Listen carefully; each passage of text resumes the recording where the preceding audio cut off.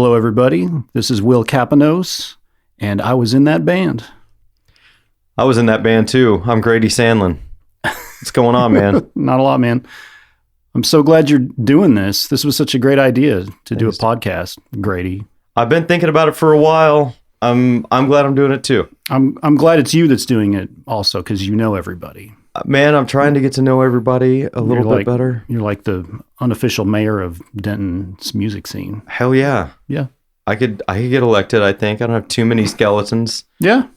Everything I did real bad was like before the phone camera was omnipresent. Yeah, that's kind of a luxury of being this age, right? Yeah. A lot of stuff is not recorded. Yeah.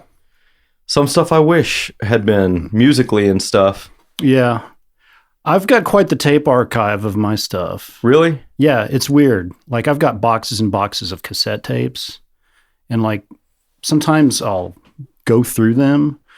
You know, I'll just get a wild hair and then just, well, what's this? And then I'll play it, and I remember most of the stuff, you know, and like I'll like write notes on it to, you know, I don't know why. Not like anyone's going to dig through the boxes and like digitize it or anything, but I mean, you probably could or should at some point. I guess.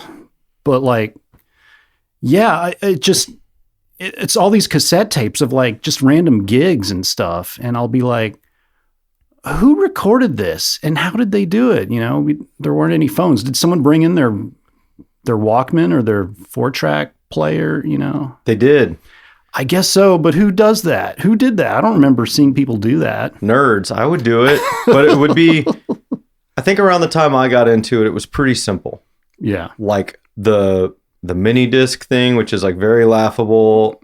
Oh, I've got tons of mini discs too. But like that little, you know, it was smaller than a Walkman. Yeah. And get, you know, digital quality recording. Mm-hmm. And I would either bring it in somewhere and, you know, plug it into the soundboard or set up a microphone.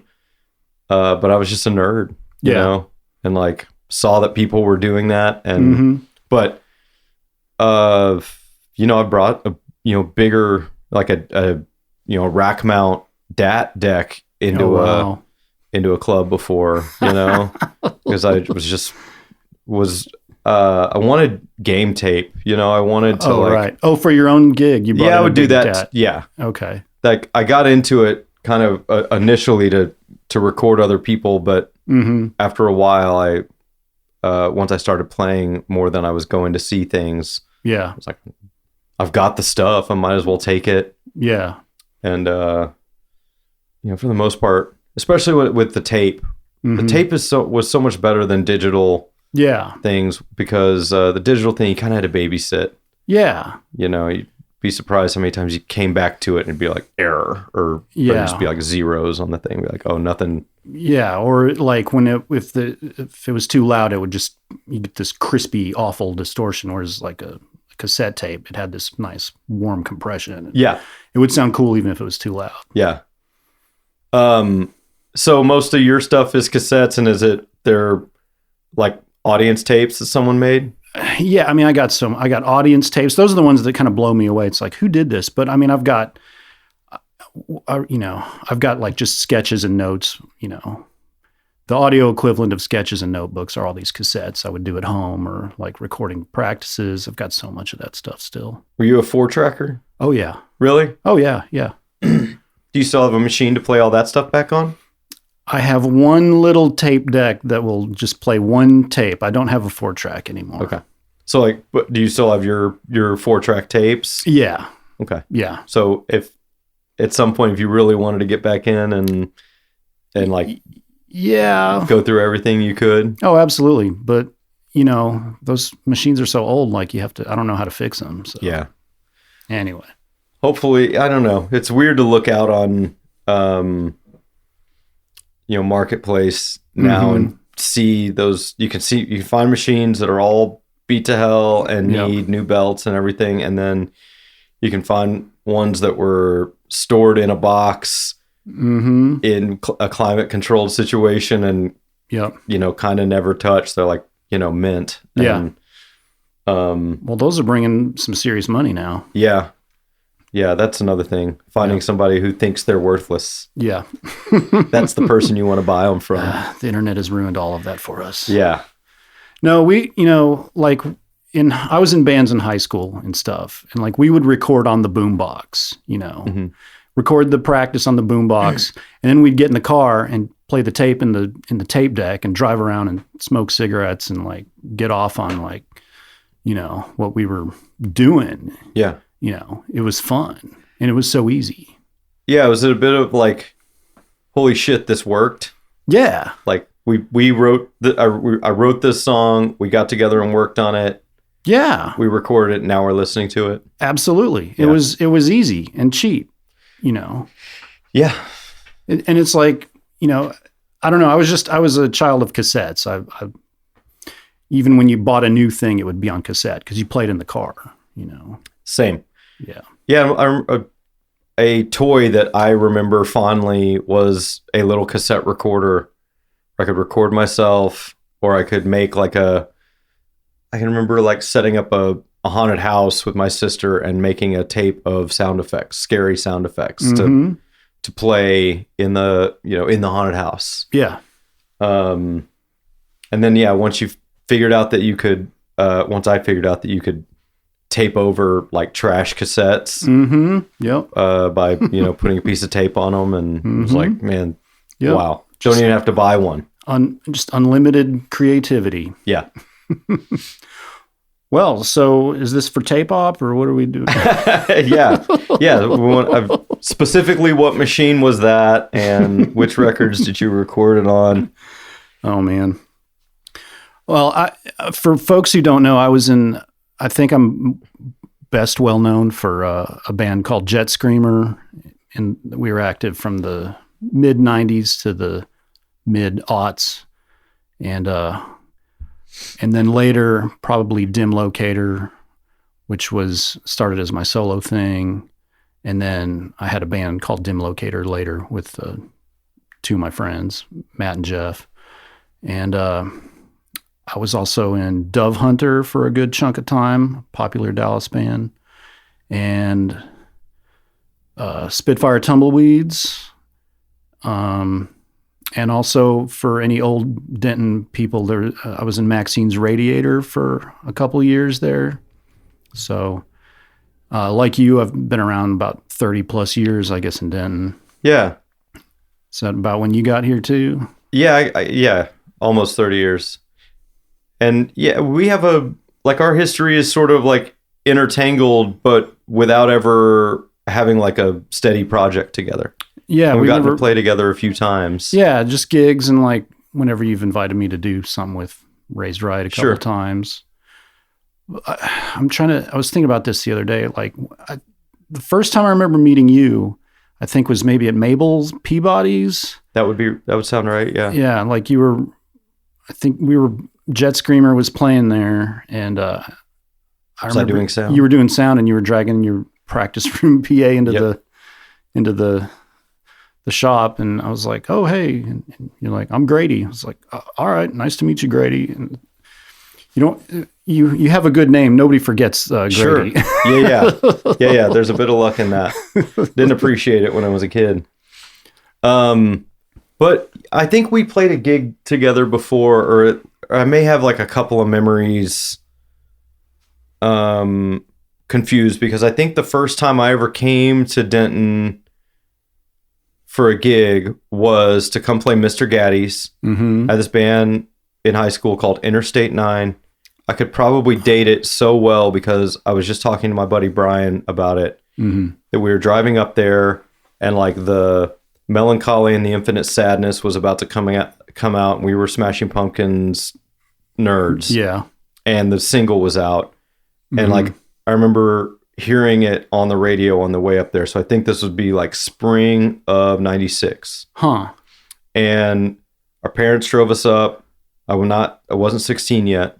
Wow. Parents drove us up to play at Mr. Gaddy's. That band called Endorphin had invited us. Yeah. And I believe you guys played. Huh.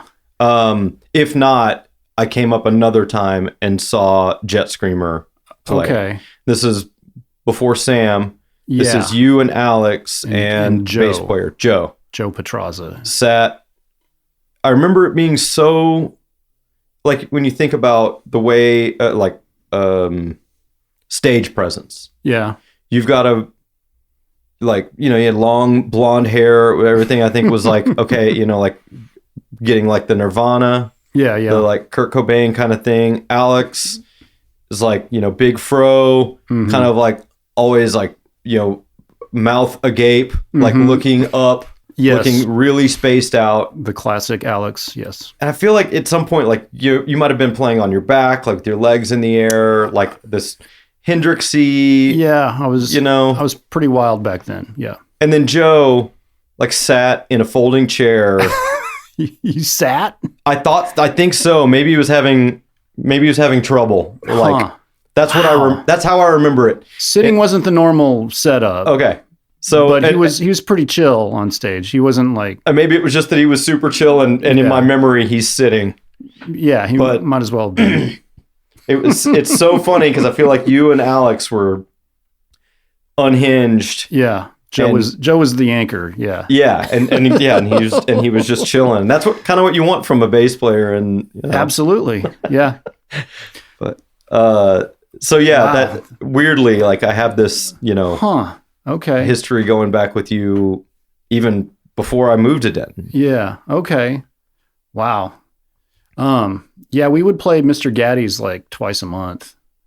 It was always like we'd play the Argo twice a month and Mr. Gaddy's twice a month. And like for a while, that's just all we did. It was just so much fun. You grew up in the Metroplex? I grew up in Carrollton, mainly. So, did you have a band there? Did Jet Screamer start back there? Kind of. I lived in, I mean, I don't know how much we want to go back. My family's from Wisconsin. Okay. My mom and dad had me and moved to Texas when I was a year old, when I was an infant. And we moved to like the Colony. And then when I was like 5 years old, we moved to Carrollton. And so from Carrollton, from 5 years old to going off to college at UNT, I lived in Carrollton. I grew up there. I went to Newman Smith High School, went to Catholic school before that. And like, when I entered high school, it was a new high school. I didn't know anyone. Yeah. And a new public school. And that's when I decided I was going to learn how to figure out this guitar thing, you know, because I had some piece of junk, old Sears acoustic that I got when I was 5 years old, and it just stayed under the bed. I was like, okay, I'm going to figure out how to play this thing because that's just what I wanted to do. So around 8th grade, high school, I never took any lessons. I'm just all self-taught. And after a couple of years, I was able to like, you know, kind of get something. After a year, I was able to like maybe get a song going. But like around sophomore and junior year, I was able to kind of play guitar and try to find other people. And so we had a band like junior year. I finally scraped a band together with some pals. And we played like the Newman Smith Music Fest talent show. And that was my first gig. I think that was all of our first gig. And, but then we kept the band going after that. And then senior year, we played the same show and we were like I thought we were really good. And then we graduated. And so we had I had a rock band in high school. Is that, what's the name of that? Oh, well, we were called the Krebs. Okay. One of the guys in that band Endorphin, Sean Swagman. Yeah. Sean. He was he was in our band. Like we had a 3-piece. It was me and my friend Darren Menendez on bass, and Joe Petraza was on drums. Okay. And our pal Sean, he had another band or something, but then it was just a duo with his pal. I can't remember who it was, but that group like kind of flaked out, but we were hanging out a lot. So I said, well, why don't you just be the singer of our band for like, half the set or something. We'll do your song, your band songs. And so that's how our first gig went. Okay. And then did he play the second time too? No, we had a falling out. Okay. But we went back to being friends after high school. I feel like maybe even because we did some of the guys in my band went to Newman Smith as well, and we played that Music Fest thing around that time. Yeah, I always heard of, I never saw Interstate 9, I don't think. I don't know if we played that show that you're talking about, but I remember hearing about it because I went to UNT, my freshman year, which was like 94. Mm-hmm.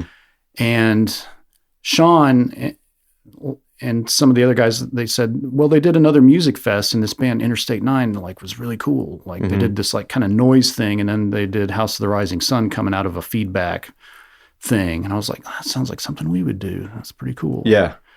Does that seem right? Yeah. We've talked about this, I think, once before. Yeah. Somehow before that show, we were able to play like an assembly at another high school that the singer went to in Marcus in Flower Mound. Mm-hmm. And it was like, maybe they were doing a thing on like a history thing on Vietnam. Okay. And so our was like, we would learn some like late 60s stuff. Well, this was, already stuff we were kind of messing with at practice. It was like a couple of Hendrix tunes and then like the Animals, a handful of songs. Yeah. In my memory, it's 5, but now when I think about it, it might be, 3 or 4. Okay. But that was our to do that. It was like, we do a little mini set of that. Yeah. And then do our own stuff. Get your history lesson on and then you can write. We wouldn't talk about that or anything. So we would, no one. No, you just played the songs. Yeah. And then good. And then do our own thing. Yeah. And we might have done it. Maybe we did it twice, for one class period and then another one or something. So it was during class. Yeah, it was like during school. It wasn't at the talent show? Well, so that was at the thing so at the other school. Gotcha. Yeah, and then maybe when the Music Fest thing comes around, it was like, we'll do our,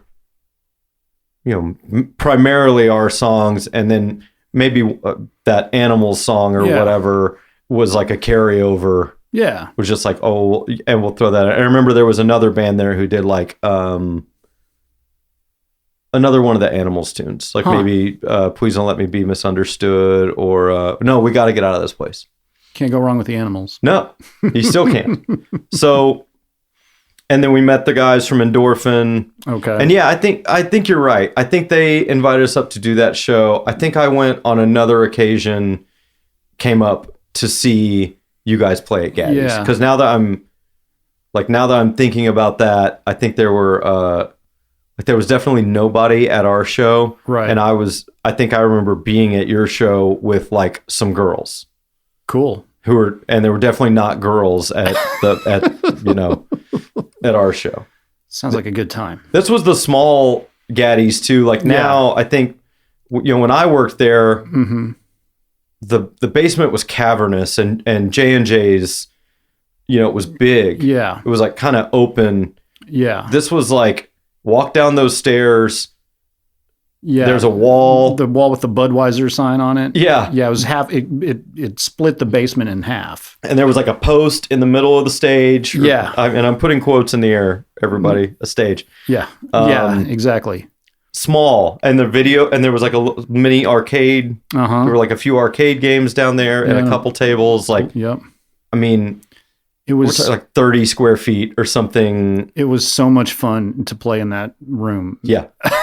Just all the time. Yeah. It was easy to pack. Yeah. Yeah, right. I was like, to this day, my nightmare is a big empty room. So when someone is like, oh, it's a small space, I'm like, that's fine. Yep. I'll deal. Yep. And then they're like, I don't know if the stage is big. I'm like, I guarantee I've played on smaller stages. Oh, yeah. Yeah. Who do you think you're talking to here? Yeah. So, I think there was some, I knew of you guys through Sean. Sean hyped you guys up a bit. And then aforementioned girls, I think, maybe one of them was interested in Joe or something like that. That tracks for sure. Yeah. Oh, and they were Newman Smith girls. This is all coming together. Oh, wow. This is all coming together. I wonder if I probably knew him, maybe. No, Joe looked like he resembled Eddie Vedder, kind of. So in the 92, 93 high school era, yeah, he had no problem with the ladies. Yeah. Had it going on. Yeah. Right on. Yeah. Yeah, because I wasn't impressed. Just kind of stands there or sits there as I recalled. Yeah. And another time, like Alex, I remember like maybe one of the first things I ever. Do you remember that rehearsal space called Zeb's Place? I do. Did you guys play there? We played there a couple of times. So I think I'm so confused now. What a dump that place was. Oh yeah. But a magical dump. Did I ever I think I played one show there and I know I drove to a show there. Mm-hmm. And one of those times I meet Alex, who is like just from outer space, hilarious and sweet and full of shit. Oh yeah, all at the same time. Like yeah, from moment to moment, I'm sort of on my heels. Like yeah, I don't know what's happening now. Like I like this guy. He's really funny. Yeah, and I don't know if I believe. Yes. A quarter of what's coming out of his mouth, but I loved him immediately. Yeah. Yeah. You've just described my relationship to him. Yeah. Yeah. He remained a mystery the whole time. We played in a band together for at least a decade after that. And he was still a mystery to me. Like, I was still never sure, like, well, I can't really bust him on that. Huh. It's like, did you really like the Beastie Boys, and like you could get us a gig with the Beastie Boys? I don't know that. Yeah, that was a good one. I mean, I can hear it. I can hear it right now. Yeah, and yeah, we spent plenty of time together. We got to be pretty good buds. Yeah. And he's like passed away. Yes. Still fairly recently, feels like within the last couple of years. Was it last year? I think maybe it was last year. The years start to blur. Yeah. But R.I.P. Great dude. Rest in peace. Love that guy. And Billy Myatt too. He played with us, so we've got. Yeah. I've got so many fallen heroes now. But we don't have to get into all that yet. We're that age, I think. We are. And I think I just turned 50 this year. So. Oh, yeah. So there's I was thinking about, because you hear, I don't know, now is the time where you go to your doctor and they start talking to you about stuff and you're like, this will either be the thing that I wrestle with for the rest of my life or that just takes me out if I don't. Yeah, exactly. If I don't combat it kind of thing. And you figure with those dudes, they just maybe never got that, either were unaware or weren't willing or able to deal with it or something, Well, also, the employment may have been kind of sketchy. So the health insurance situation was kind of sketchy, and the bad habits and stuff, just all of it. Yeah. It sucks, but. So Jet Screamer, it was a band, but I feel like forever it was synonymous with you. Did you start that in Denton? Yeah, well, kind of. I went to my freshman year at UNT, and I just about failed out of it, and I was miserable. So I came back for Christmas break, and I went to go hang out with Joe, and that's when I met Alex. And they had been hanging out at a coffee shop in Plano that I think Alex worked at for maybe a week. It was called Sweet Endings, which is a awesome name for a coffee shop. Yeah. In Plano. It is. But it was I've been jamming with this guy Alex. He's a drummer, and was like, oh, cool. And they were also jamming with this other guy named Nick, who was a guitar player, who would always give me a hard time. He was like, man, I'm a way better guitar player than you. He would tell me this like all the time. And I'd be like, great, man. Okay, fine. All right. And so I was like, I can't believe you guys are jamming with Nick. Come on. Mm-hmm. And so like we played up in Joe's second story bedroom in the house where he lived with his parents. Mm-hmm. He didn't go to college right away. And that's where we practiced in high school. And so I think I borrowed Nick's like stuff because it was already set up and we played, and Alex could like really play aggressively. He played like really fast, like pop punk stuff. Mm-hmm. I was like, okay, that works, you know? And so I was kind of, you know, the movie Pulp Fiction was out. This is like 94. So like surf music was the thing really happening. And I got this idea, well, why don't we form a surf band? And, you know, I started writing some instrumental stuff. And so at the end of Christmas break, I was like, I guess Nick, like that wasn't happening. So I was like, let's form a band. Let's form a new band. Joe had been the drummer in our high school band. Yeah. And now he wanted to move up to bass, and he's a really good bass player. So I said, let's do this new band. And then, you know, I'll get us some gigs in Denton and it'll be great. And so like, okay, yes, let's do it. And then like, I think we played together like some evening. And then the next morning, Joe calls me and he said, my house had caught on fire. We're like, oh, okay. And just his bedroom had caught on fire and destroyed everything in his bedroom. And we think the culprit might have been an electric blanket that he never turned off. Mm-hmm. And we're like, oh, wow, okay. So I guess the band's on hold for now because all of our gear was in there, all of our instruments. Luckily, Joe's parents had really good insurance on the house, so we got money about 4 or 5 months later. And so we got to go to Guitar Center and all new stuff. Level up, yeah. Intentionality too. Like, yeah. You get to be like, oh, here's the thing I wanted. Yeah. Yeah. So we upgraded a little bit. Alex got some really nice drums, but I think he had some really nice drums. But so then, yeah, like as soon as summer of 95 hits, after waiting all semester for the insurance money to come in, it's like, we're doing this. And that's when we hit it. And we started as a surf rock band. But that didn't last too long. Like we kind of kept that going, but then I had other songs, and so started singing, and I don't know, I was really into like,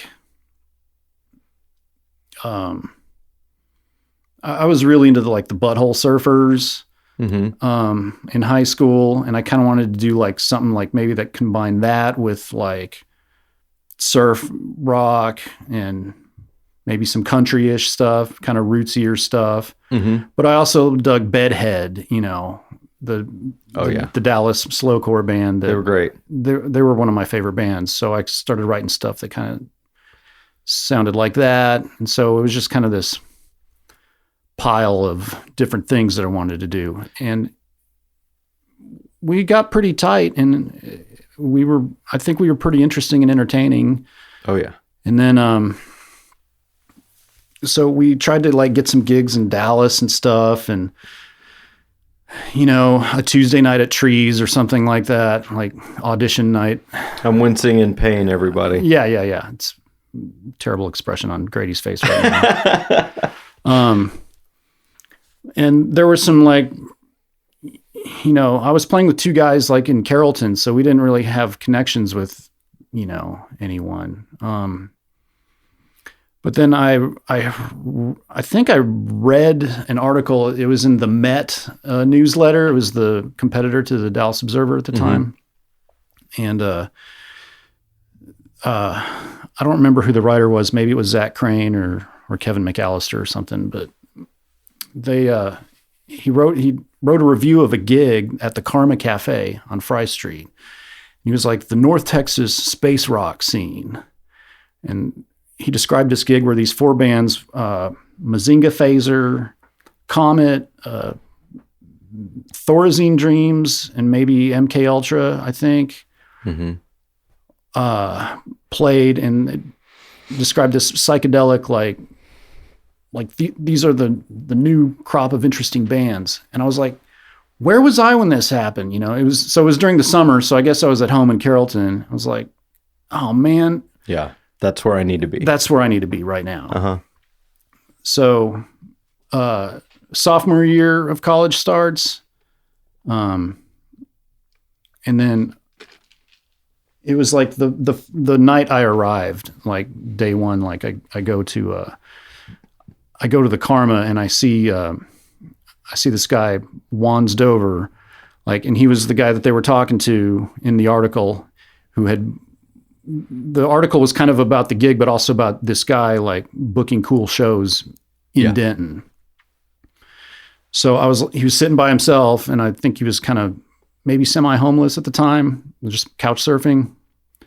And I was like, I'm going to go make friends with that guy right now. And I was like, hey man, I'm Will, nice to meet you, and he's just kind of puzzled and looking at me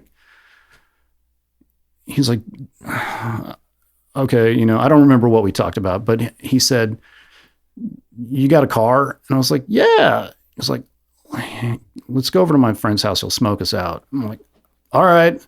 So we go over to Prairie Street, and that's when I meet this guy named Jason Amos. And Wands and Jason were both from Wichita Falls, and they knew each other. And Jason had this little efficiency apartment on Prairie. And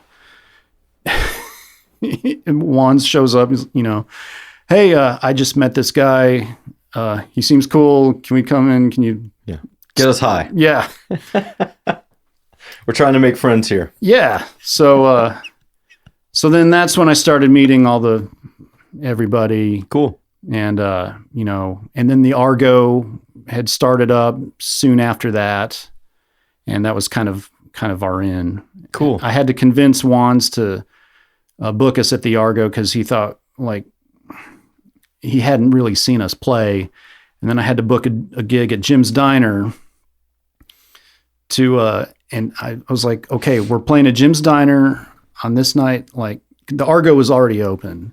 I think the Dooms UK or somebody was playing. It was a big show. And I was like, dude, would you please sneak out of there and come to Jim's and see my band? It's like, all right. And so he did. And he was like, okay, you guys are good. I'll put you on something. Cool. Yeah. That's great. It's just pretty organic, I guess. I mean, yeah, that's cool. I think the, you have a little light bulb moment though of you read an article, you see, hear of a scene that you want to be a part of and have a name to go off of and be like, when I go back to Denton, I'm finding that guy and seeking him out. Yeah. That's cool. When you're 19 and you got, you got some swagger and and maybe you don't know any better either. I mean, a big part of that age too is, which it starts earlier, like a, preteen son. So I'm seeing it now, but you see identity. Yeah. And then going to college is a big one. Oh yeah. Man. I can create this identity and I'm, and a band and a scene was a big part of it. Oh yes. And I can remember, knowing who Wands was for a long time before I ever got to meet him and hang out with him. Mm-hmm.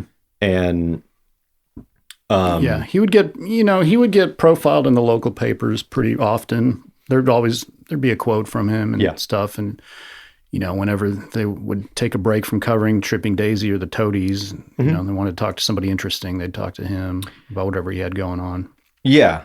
And I think there were, at that time anyway, it seemed there was a lot of writers and stuff. They didn't want to just ride that thing of the things that were obviously going to be bigger. Yeah. They wanted to actively be a part of the thing that was going on. Yeah.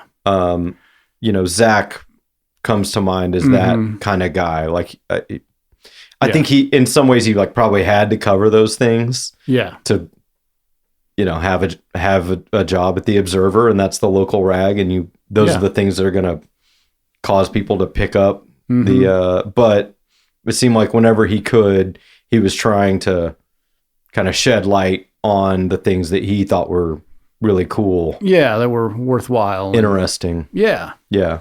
And that's what a good writer does. And yeah. So, and again, same, like, I will say though, that none of those papers hardly ever talked to me, like throughout my whole career. So. Yeah. You seemed like, from my perspective, all those things you're talking about, space rock, surf, that the Butthole Surfers, I don't even know what to, punk psychedelic is kind of what I think of that as. And I was thinking about, because like, not that my wife was like incredibly interested in this, but I was like, I like psychedelic music. I always have. And I guess I always will, because I just, whichever like pond I find myself fishing in, that's sort of what I'm looking for, whether it's jazz or rock. And so the other day I found like a Stooges record in a bargain bin, and I was like, oh my God, I'll never see this in a bargain bin ever again. And I got it and was playing it at the house and was like, man, this is great. Like, which one was it? Raw Power. There you go. I mean, it's on vinyl? Yeah. Okay. I mean, and like whatever you think about them, they were, it's, like my comparison is always like, you have the Velvet Underground on the East Coast, and you have the Dead and the Mothers on the West Coast, and you got Pink Floyd in London. Yeah. All these bands kind of hate each other. Right.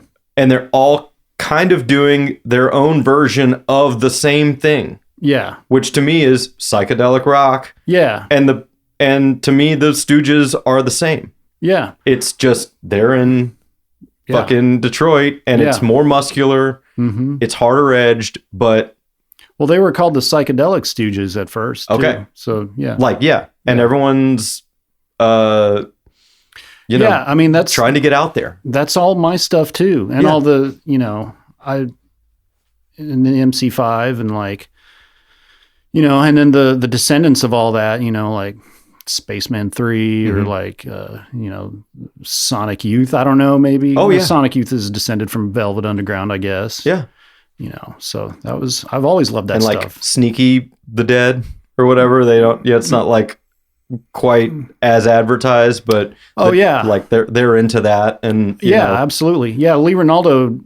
I listened to him talk to Brooklyn Vegan. Did you listen to that where he talked about the Dead? After Bob Weir passed. Oh, I've not. I will seek that out because I love him, and he had he had some interesting things to say about like, Sonic Youth didn't really sound like the Dead, but there's a lot of similarities. We had like 3 different singers on the front line, and and we could do songs, or we could do like soundscapes. It's like you're describing both bands. Everybody, that's what I mean. Everyone's kind of doing a version of something like that. It's a faceless thing, everyone's like, oh, you don't have to have just one singer. It can, and we don't have to have one singular sound. We can it can be the things you said. It can be it can be a quiet song, it can be a very loud song, it can be we can do whatever the fuck we want because it's our band and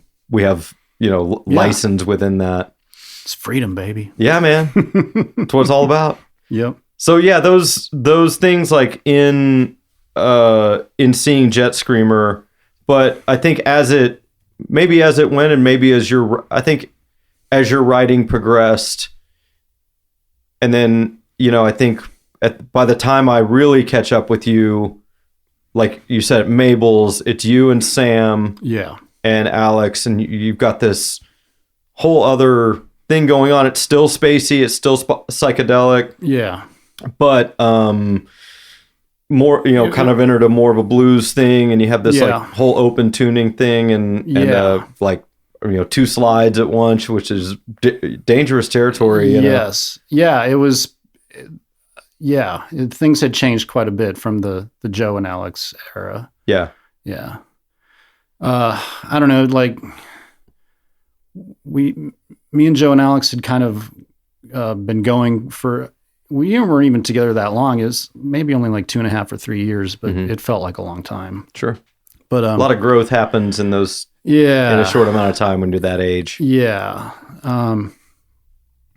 I know, like, I was living with my pal Jason that I mentioned, and like Joe moved in with us, and they just didn't really get along. So that things were always tense there for that period of time, and like Joe like had trouble like kind of establishing himself in Denton, like job wise and friend wise, and he also had like his dad had suffered he had some kind of I think it was like brain cancer, and he was like really bad at that point. So just all this stuff, he had to basically go back home. Mm-hmm. And so I was like, huh. And so when I met Sam, she wasn't even a musician. Like, I was like, I don't know, I guess I saw something there. Mm-hmm. And so I had this idea, like, well, I was kind of messing around with these musical ideas, like, where what if I tuned all of the strings on my guitar all to the same note, just to an open D? I'll have bass strings and treble strings, but they were all just one note, and then hit it with a slide. What would that sound like? And it sounds crazy. Yeah. It's like the overtones. Yeah. Yeah. And so I was like, well, I can get anyone to play like this. Yeah, you got lines on the... There's lines on the fretboard. So I asked Sam, I was like, hey, do you want to try to play some music together? And she was like, sure, but I don't really play anything. I'm like, don't worry about it. I got you. So, and so that's what we did. And we kept Alex because he could still play hard and fast. And I wanted to do something that was like just noisier and like just weirder. I wanted to reinvent guitar playing or something. I don't know, like that. But yeah, nobody really does that. And it had its own sound, and we were able to like kind of create something with it, I think. Oh yeah. So it's kind of bluesy, but also like really Sonic Youth noisy. And also like real aggressive, and it would just kind of go in and out. And instead of worrying about like chords and scales and licks and stuff, it was more kind of, the whole thing was like just kind of thought of it as like just kind of shifting or moving blocks of sound around. That's just kind of how it felt, and it was a good feeling. It was like pretty liberating. Yeah. Was it pretty cool to write in that way? It was because like, I mean, I knew like chords. I know all the basic stuff of guitar playing. He knows all the chords, everybody. I am the Sultan of Swing. But no, instead of limitations bring their own possibilities. Uh-huh. So that was really limiting, but then you came up with these other things that didn't sound like anything else. Yeah. And so like from 98 to the next 4 or 5 years, we just did that, and we got some attention, and people were into it. I don't know if we were the most popular band in town, but I'm sure we were probably one of the most interesting. Yeah, it had its, it had like a reputation, and then, but like I said, I knew about you guys before. Yeah. So, coming into it, already knowing, and I got to be friendly with Alex, and, wherever I would do sound that Mabel's gig made way for me to do sound at Rubber Gloves, and then made way for me to do sound at Haley's. Mm-hmm. And, you guys were around, and maybe even, I feel like we'd probably end up on a bill together here or there, or like definitely a festival thing. And that was like, the real beauty of Denton at that time was it seemed so unconcerned with genre. Yeah. And you would go see a band, and it could be really the most disparate things, or it'd be someone would decide, I'm going to put on a festival, and it would just be all over the place, stylistically, and no one would even try to be like, this is the jam stage, this is the blues stage, this is the country stage. It was just, here it all is. Yeah. You sort it out, you fucking deal with it, was kind of the it's deal. Like it's a big scene in a small town, or it was back then. We played some gig like in Greenville, Texas. We played like a festival that they had in the Holiday Inn bar. And it was like, they did this every year, and we went and hung out, and it was like, cause like the hip hop guys were there, the rock guys were there, the jam band guys were there. It was, this is just like Denton, except it's a lot smaller. So, but it's like, I get this. This is really cool that y'all are doing something here. Yeah. Too bad it's the Holiday Inn Hotel, but if... And it's in Greenville, Texas. Yeah. So that's what made Denton cool, is we had, all these other spaces to play. Yeah. You had Mr. Gaddy's, J&J's, you had Argo, but you also had, lots of punk houses back then. Yeah. And then later on, Rubber Gloves, Dan's, Haley's. It felt like, I think when I came here, there were venues, and then almost every restaurant or bar was kind of wanting a piece of that action. Yeah, totally. And would just go, oh yeah, we have bands on the weekend, and they would pay nothing. Yeah. Food and beer and a tip jar. Yeah. And you provide the whole production. You got to bring the PA in. Move those tables out of the way and set it up and do it. And it felt like it was really kind of happening everywhere. Yeah, it was. And that's great for, experimenting and learning your craft. So that's why Denton's always been a good place to be. Yeah. I wish it were more like that. It feels like it's not like that anymore. Maybe I just don't go out enough, but it seems like it's just Dan's and Rubber Gloves. Yeah. I don't know what the house scene is like. Yeah, there's, somewhere there's kids making music. They're just not inviting us. Yeah, that's fine. It's going on somewhere. Okay. Yeah. Good. Hopefully somewhere else besides TikTok and Discord. Yeah, no doubt. Well, okay. So how do you end up with a Jet Screamer song on a truck commercial? Oh yeah. And you guys you guys were big in Europe. Don't forget. Yeah, no. Or you're on a European label. The only time we got to tour was we put out a record on a British label called Bella Union, and then they put out our CD, and they sent it off to reviews, and magazines reviewed it, and then we got to go over there and tour. But we just got to tour England and one night in Scotland.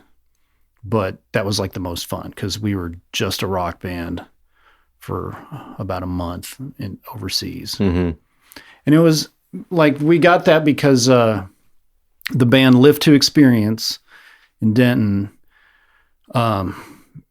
they were 99 2000. They were the top of the heap, man.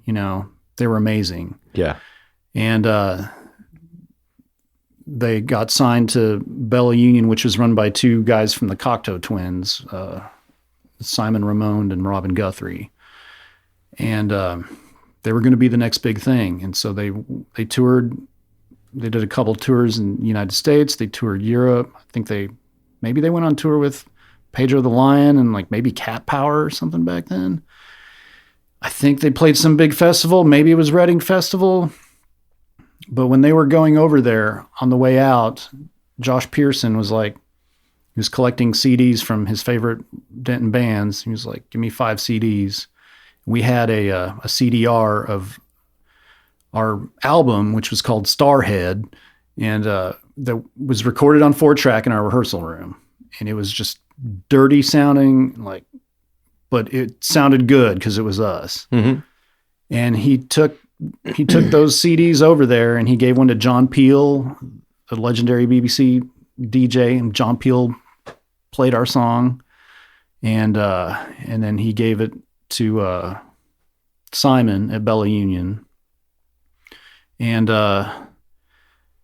after Lift came back, there was some like family tragedy that I think maybe cut their tour short. I don't know. Okay.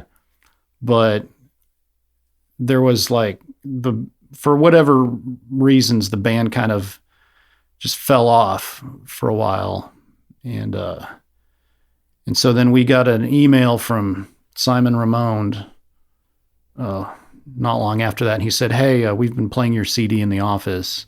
And it was really strange what he said. He's like, if I gave you some money to maybe clean up that recording a little bit, would that be useful to you? I was like, well, money is. I don't know what's.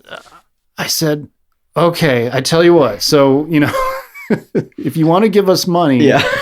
Listen. Yeah. So we got with Dave Willingham out at the Echo Lab, and I said, well, what's a budget? We can get in there and just knock it out.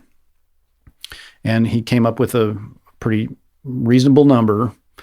And so we presented that number to Simon, and then he came back. He said, hey, look, I can't really do that, but I tell you what, if you can do that and send it to me, then I'll put it out.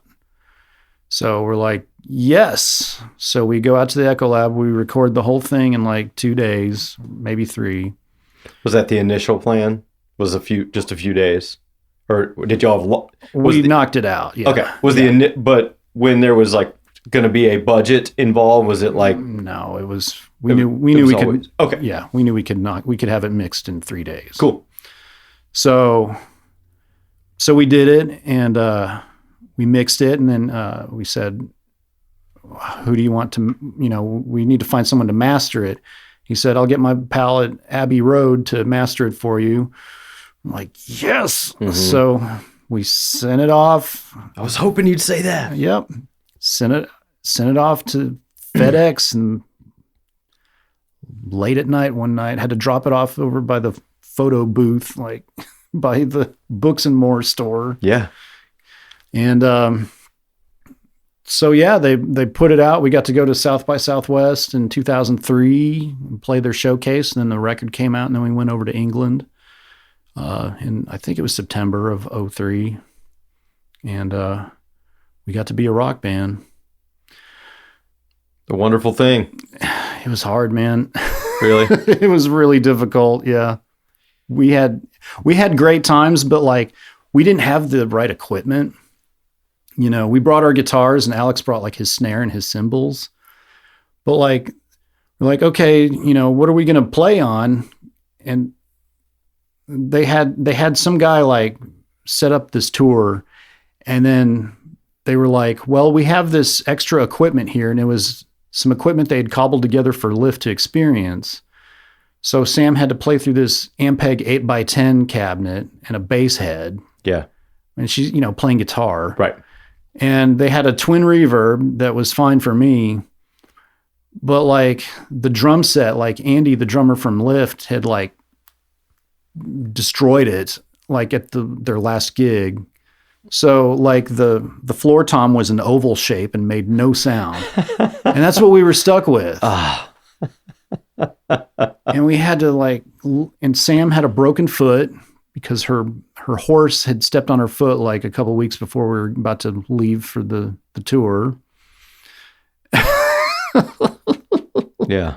So she had a broken foot the whole time on crutches. And the guy who booked the tour was just some jackass, man. Mm-hmm.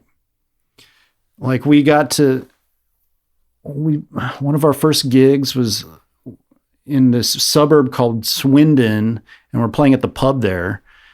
And the people putting on the show, just some kids who were like, into their local scene. And they said, yeah, we never got the posters for this, or maybe we just got them today or something. We couldn't put up posters.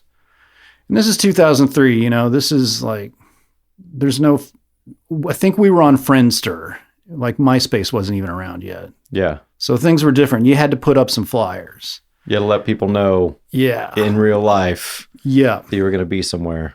Yeah. So that was like I think that might've been the first show, and we're like, okay. And so we play, and they call their friends to like come out. And so there's a group of kids who watch us play our noisy, blaring like, genius. Yeah. These people are from Texas, man. Yeah. Get your ass over here. Yeah. And then the promoter, it was a couple. It was a young couple, I think, boyfriend and girlfriend. And they were like, okay, well, we have this, we're like, where are we going to stay? Like, oh, we got a place for you. And so they take us to this abandoned house. They're like, we've done this before. It's cool.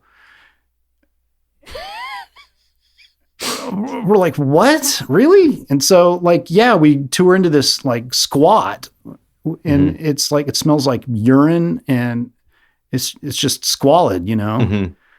And luckily there was this middle-aged man who was really nice and had come along with us to check it out, because I guess maybe he knew what was up. He was like, oh no, this won't do. You're going to stay with me. Just, we have to be quiet because my wife and baby are asleep. And we're like, okay, that's fine.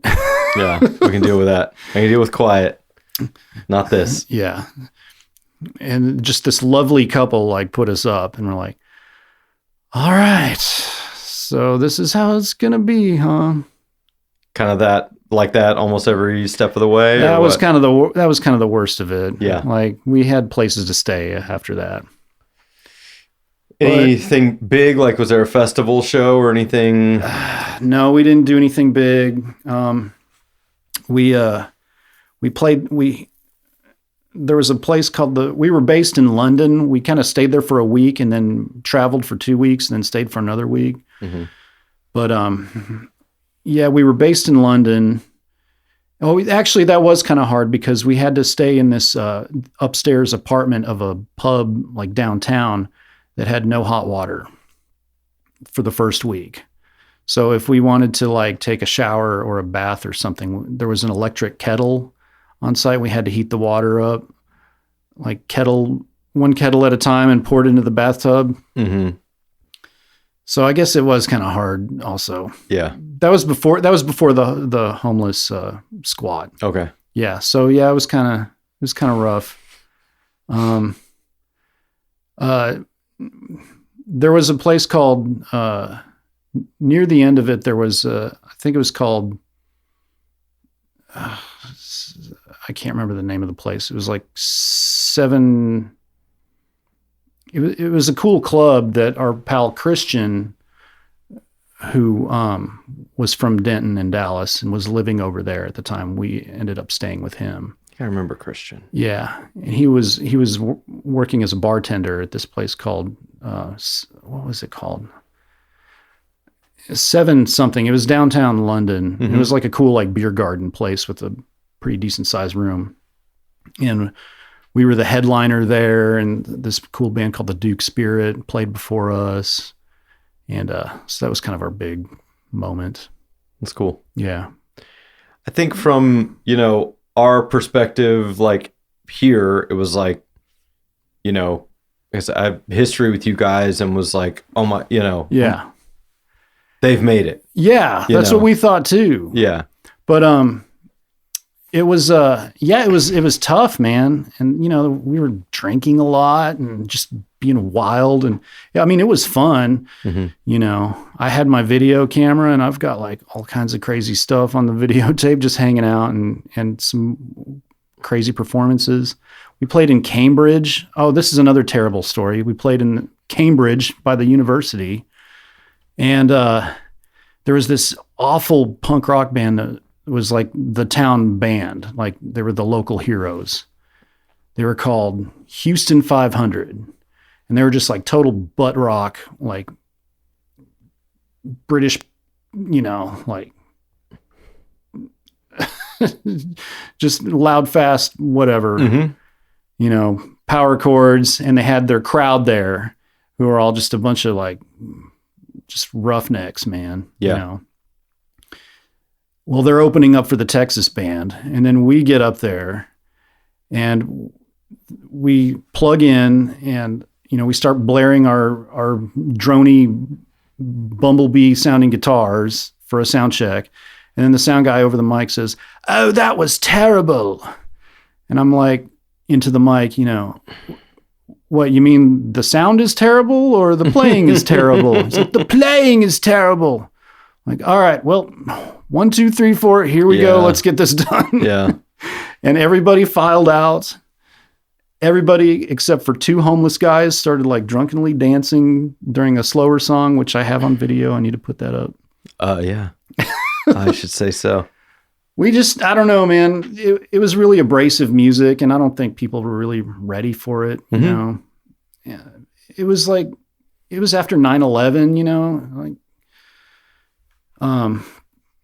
I think the young millennial music consumer wanted stuff like, you know, Granddaddy or you know, Polyphonic Spree, stuff like that. You know, they wanted more like joyful, you know, kind of uplifting kind of stuff. You know, that's when bands we like Flaming Lips and Mercury Rev were doing their, you know, their more symphonic Disney soundtrack masterpieces, you know, and like there wasn't really anything around for like the Texas wannabe Sonic Youth, you know. Yeah.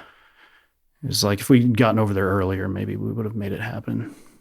But yeah, or, you know, there's something to like, you know, or like, or if it was still going now, then it'd be like, it'd be like Legends. Oh, sure. You know what I mean? Yeah. It's like you realize so much of that because people, it's like if you just don't go away, people will, you know, call you legendary or whatever. And like, or, you know, I'm being dumb, but like, it's like, that's sort of the way it is in a strange way. And like, you know, your audience will kind of find you. Yeah. But, you know, if you just exist in this, you know, short period of time and have this one record, you know, like, and, you know, I know your work ethic. I know there's way more, you know, before and after, but, you know, it just kind of got, you have this one snapshot kind of, you know, what it is. Yeah. And I was eager to get away from it after a while after that, you know. It was tiring. We played that set and just into the ground. I mean, we took it to England, you know, and it didn't really hit. And then after that, like Sam and Alex just had a hard time getting along, and Sam was just demanding that we find someone else to play drums. And I was like, well, okay. And so we got some other folks to play. Like we got our friend Mike Melindy to play. Oh yeah. And I was like, oh, this is great. This is it. And, you know, he was like younger and like looked like a rock star and just great dude, beat the shit out of the drums. Yeah. Great drummer, great musician. This is what we need. And we started recording more, you know, new stuff. And then about when we had a little chunk of it, we sent it off to Simon and we're like, what do you think? And he's like, I can't get behind it. I'm sorry. Damn. We're just going to call it a day. And I'm like, that's it? So we ended up in just a punch in the gut, you know? Yeah. But looking back, I can see it, you know, I can totally see it. I mean, he had Midlake at that point, and that was the Denton band that was going to get popular. Yeah. And fit more into that, like that sound you were talking about. Exactly. And, again, like have, stuck with it despite the troubles they've had. Yeah. And are like, now they're on that. Yep. Those records are like, oh, the 20th, they're hitting those landmarks and stuff, They're having the deluxe reissue of their 20th anniversary. So yeah. Yeah. It's good for those guys, Yeah, absolutely. So I heard, I was eager to get away from the Jet Screamer stuff after it ended. But like, I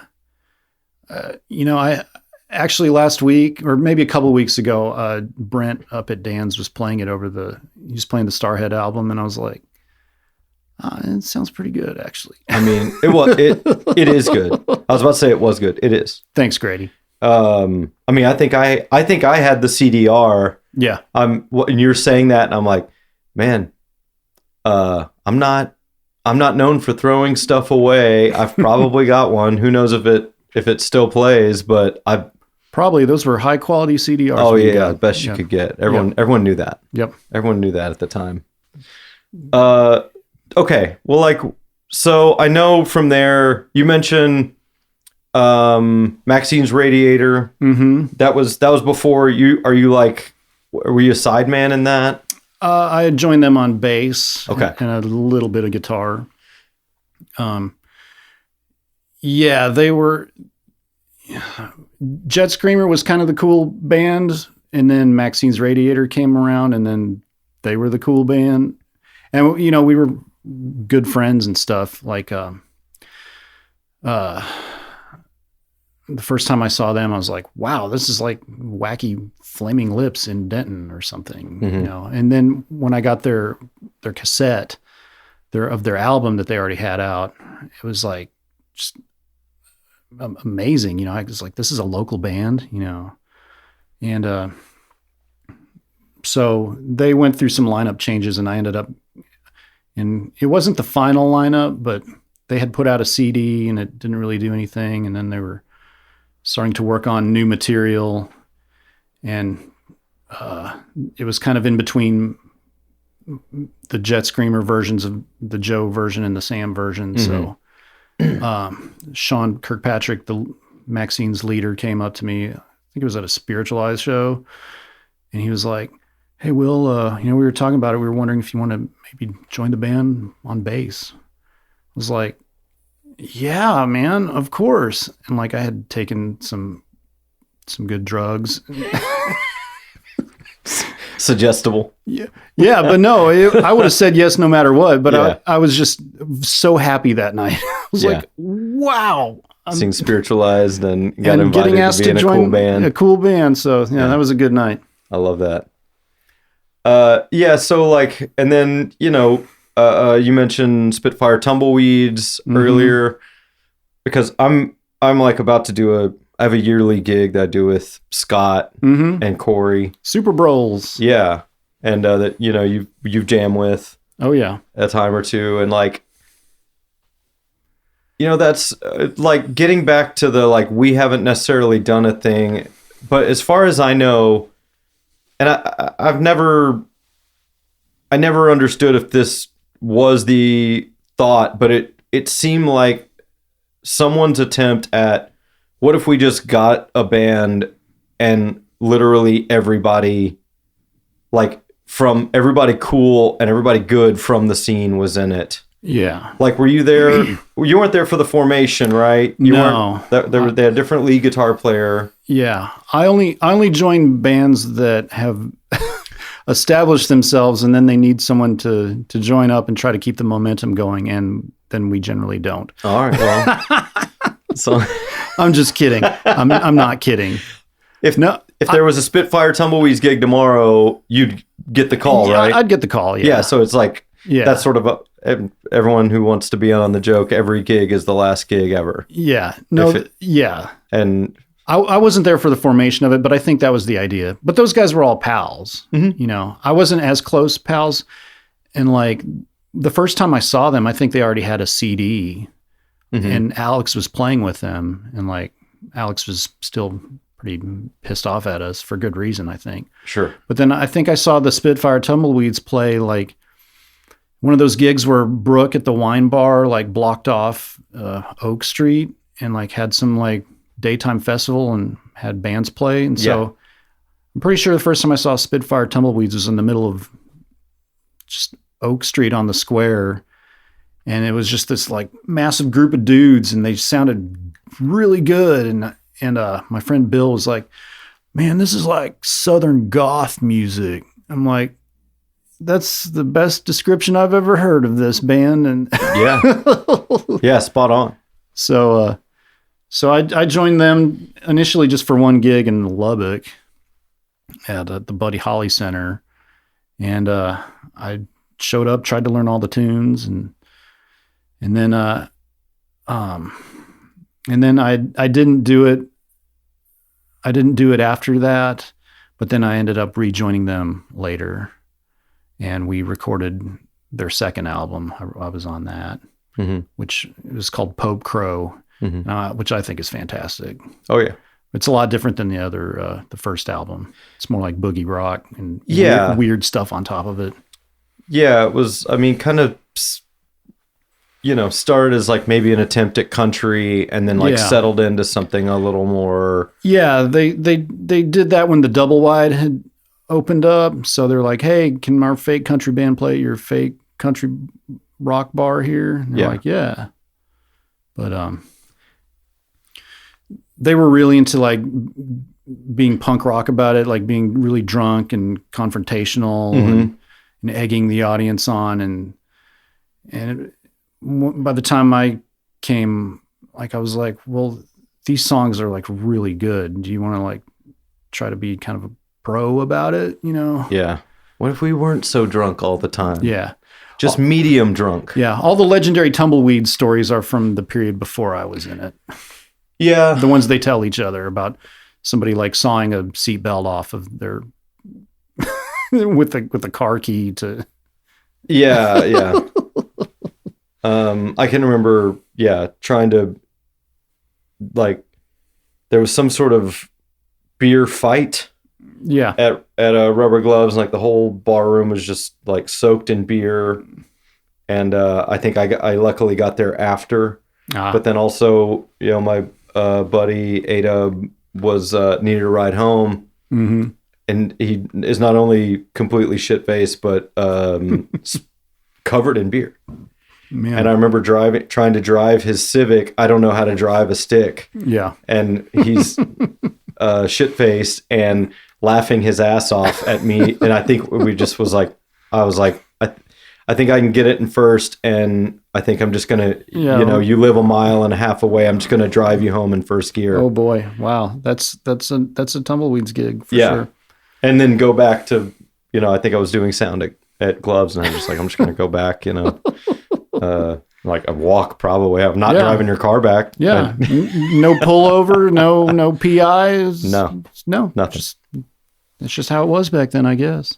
And then Dove Hunter. Yeah. Dove Hunter was really, really popular in Dallas. And then two of the guys left. And I think I called Jason Wortham, the leader of Dove Hunter, about trying to find some, because I think, I lost my job too. I got laid off from when I was working at Funimation for 1 year. And I was like, well, I know I've got my RTVF degree.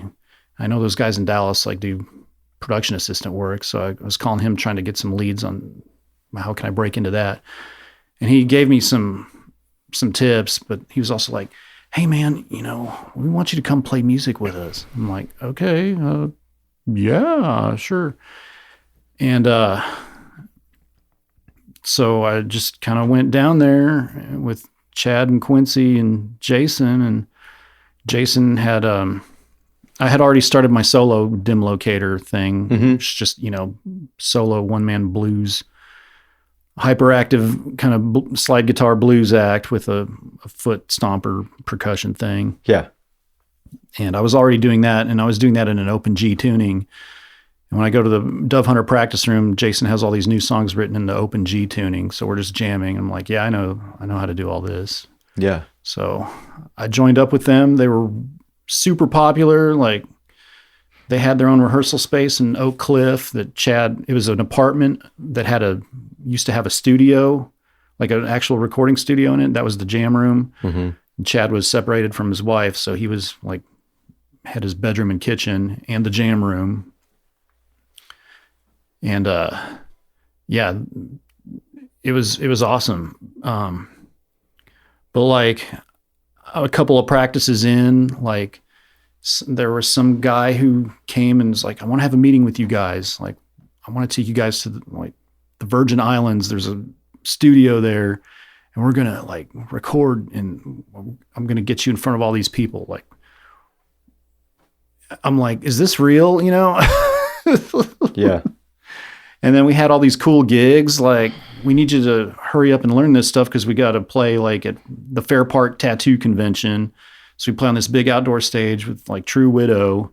Played with True Widow a few times, but like I was still learning the songs and they're just real like. Jason has his own way of playing. It's like it's his own language. Like, it has these weird off time things, and like Chad and Jason just knew how to play along with it. And I was still trying to get the hang of it. So I don't know. I think I helped kind of blow their chance at a critical juncture. I don't know if they would say the same thing. Hopefully not. But yeah, hopefully not. I always really enjoyed that band, and I don't know. It was fun to be in for sure. And we were gigging all the time, man. Like Dallas, Fort Worth, Denton. Yeah. And I spent 6 years with those guys, and it was a struggle to get that second album made, but when it was made, I was like, this is really good and this is incredible, you know, but like, it's just crickets when it came out. Mm-hmm. And it's like, okay. Yeah. It's the perpetual heartbreak, man. Yeah. And, yeah, so I guess, I don't know if I realized, like, Dim Locator, was that concurrent with the Make Believers as well? No, Make Believers with A-Dub and JC and Chris. Chris Garver, by the way. Chris Garver, the great Chris Garver. That was after Jet Screamer. That was right away. Okay. And then A-Dub was like, because I think the Tumbleweeds broke up too. And A-Dub was like, let's do this new band. I was like, okay. So we did that about a year and a half, kind of a Memphis, Detroit, classic rock band. Great band. Thanks. Cool songs. Yeah, man. You and A-Dub, they really like complimented each other really well in the songwriting as well as playing. Yeah. You know, and I think that's, you know, if that came from the Tumbleweeds or you know, or just grew together better there, it was, you know, it was really excellent. Well, thanks, of meeting. Man. Yeah, I don't know. I think it's Tumbleweed related because, like, I mean, I always thought that because three of us were in that band, and but like A-Dub was like really into like that band, the Flaming Groovies, at the time. Yeah, he'd be playing them for me, and just like getting back into like classic stuff like Chuck Berry and Flaming Groovies. That was kind of where we were coming from. He's really good at like finding a sound that he likes and then writing to that. Yeah. You know, a lot of people I've worked with don't have that ability. I certainly don't. I think almost everyone I know just writes and whatever comes out. Yeah. And you know, like I've been, because I was in a band with him that, you know, started as kind of a, you know, country rock thing. The Current Leaves. Yeah. And then you know, by the, you know, second record had, you know, kind of gone into a little bit more of it was moving in that direction you're talking about, of more of a power pop thing. And, you know, I guess just based on his tastes or whatever, it was like, this is what I'm into right now. And this is the kind of stuff I'm, you know, writing to or whatever. But yeah, it seems like most everyone else I know is more like just writes, and then later is like, this kind of sounds like this, or maybe they can kind of start to trace it from there. But yeah, I think that's how I do it. You know, I'm not going to sit around and say I'm going to try to write a Cure song, and you know, maybe it'll sound like the Cure. I don't do that. I just come up with stuff, and you know, or I think a lot of people might say, oh, I'm trying to do this, and then it came out this way, and you know. Exactly. Yeah. I'll be like, well, I'm trying to do this thing that's maybe a mix of like, you know, dinosaur or whatever, you know, maybe with the, you know, and then it comes out. And sometimes people will be like, yeah, I like your Dinosaur Jr. song. It's like, oh man, all right. Well, it's going for more My Bloody Valentine. Well, what's the difference? Yeah, that's what is funny is like what your attempt or how you think something sounds to someone else is, you know, just going to sound very different. But again, like I think that's, you know, everyone kind of has their strengths. I think a lot of people tend to try and kind of mask their influences. Right. And, you know, some people are like, no, this is what I'm listening to. This is what I want it to sound like. Yeah. You know? Yeah. Yeah. I think A-Dub had some ideas about like what he wanted us to sound like and wrote to that. I would agree with that. I don't know if he'd agree with it, but yeah. But I loved all the stuff he came up with. He's great. And a killer lead guitar player, man. Yeah. Yeah. When I took those Make Believer songs to the Dim Locator band, I just aped all of his lead lines. Mm-hmm.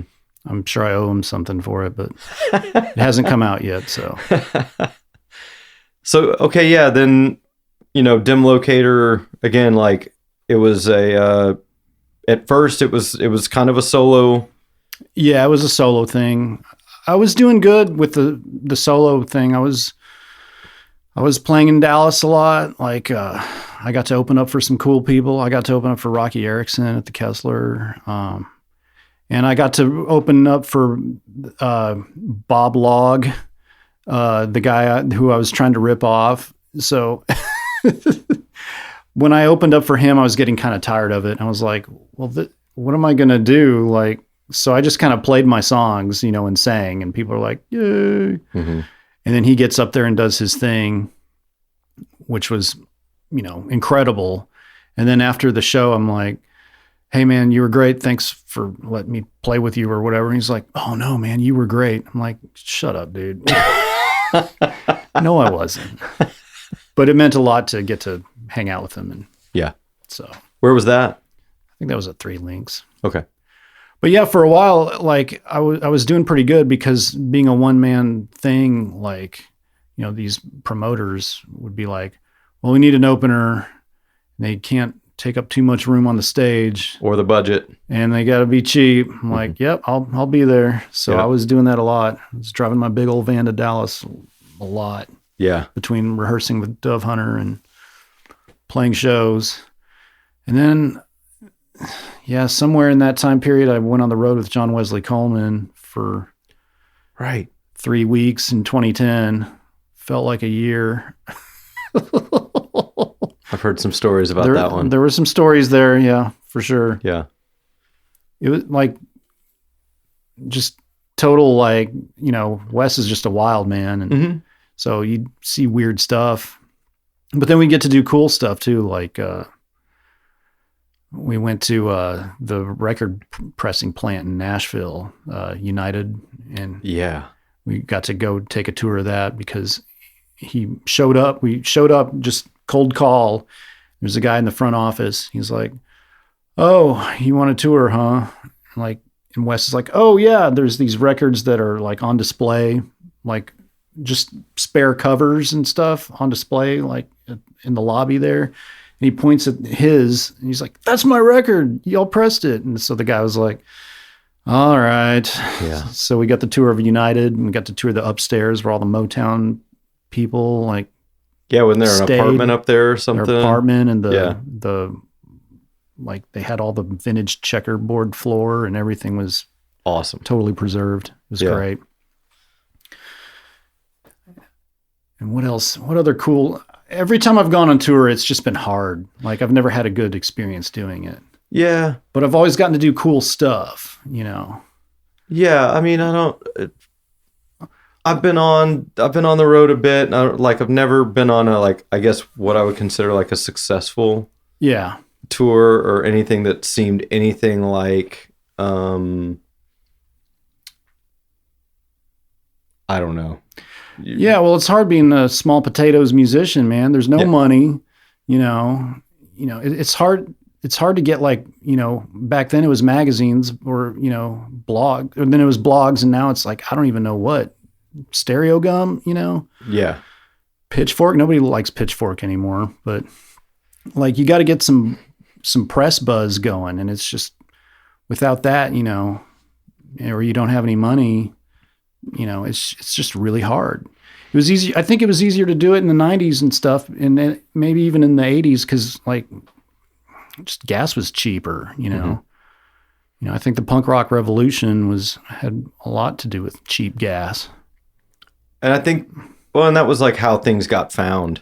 You couldn't, I mean, I guess if you had if you read magazines or something, but you had to probably be like, if I have a local punk club and they have a touring band coming through, I better go check it out. Yeah. I better go see what's going on. Yeah. And I might hit on something, see something I like, or see something that I will be reading about in a magazine in 6 months. Yep. And that was cool to, like, at the time that I worked at Rubber Gloves, or to a lesser extent Haley's though, but there would be cool bands that would come through and be like, man, this band is cool, and get a record from them, and then a year later or 6 months later they'd be in Rolling Stone or something, or or the next time they came to town they'd be opening on a big thing. You'd be like, well, we're never going to see them at Rubber Gloves again. Yep. No, that's another great thing about how Denton, I guess, still is, but it was certainly back then. Like, I remember the guys At the Drive-In pulling up. Yeah. Just in their van, and we're sitting outside, our rehearsal room, and then that guy Omar just comes over and sits down. It's like, what are y'all doing? Like, oh, we're just practicing. And then I never even heard of them. And he just starts telling, we're on the road till December. It was like June. And, it was like just stuff like that happened. Yeah. I don't know if it's still like that. Someone's out there busting their ass. I hope so. And making good music, and, maybe we'll hear about it if we care to. God bless them. What are you going to do? Well, I started a guitar repair business after I was working at McBride Music and Pawn on the Square, legendary pawn shop and music store. Closed down after COVID. And so I started my own repair business out of my house. I've been doing that since it's almost 3 years now. So I've just been kind of doing that. Like, I haven't really been playing with the Dim Locator band since 24. We played a show with, I think it was in March. We played with Record Hop and Dusu. And I was like, these are two like really important bands from two kind of different periods of my life and career. Mm-hmm. And I was kind of like, man, this might be a good time to just cap it off for now. So I've just kind of stuck with that. Yeah. I'll get a call once in a while, like past couple of years, if Chris Flemons wants to do a Baptist Generals gig, he'll call me for guitar. So I've done that a few times. Sarah Ruth wants me to do the Improv Lotto thing. I want to do that. All right. I'll put in a good word for you. Yeah. But I'll do that if she asks. But other than that, not too much. And I'm fine with it. It's hard, man. It seems like it's hard to get a gig when you're like, if you're a 50-year-old white man playing original music if you're not like Jeff Tweedy or something. Yeah. It just kind of seems like I've never been big on courting popularity. I just kind of did what I want. So I don't really have anything to like rest on besides like, our pals in town who still do stuff, but just with, you can't just like get a gig at J&J's anymore just for fun, Yeah. You got to like, convince the booker that you have some kind of draw, or it's like, or can you get someone else who has some kind of draw? And it's just, it's hard to do for me anyway. Yeah. I know. Well, I mean, I'm in like a different thing, or I'm in it sort of officially like in a tribute, live in like some kind of a tribute world or something. Oh yeah. You get to do that. And then you get to do the RTB2 or whatever Ryan's doing, or the, your Dead Thing stuff, I guess. Yeah. You get to do. Those things are like, you're doing good, man. Those things are like, they're easier to sell though, because you can be like, well, do people like classic country tunes? Yes. Do they, do people like Grateful Dead? Yes. Yeah. Is there a crowd for that? Yes. Yeah. Well, they drink. Yes. It's easy. It's easy to sell. And like I have a gig with Ryan tomorrow. Mm-hmm. I'm going to Deep Ellum. Cool. Buddy. And nice. like, yeah. And that's, it's fun. Yeah. When it's not our, 10th gig of the year. Yeah. Third of the week. Right. It's we just do it for fun, for joy. Yeah.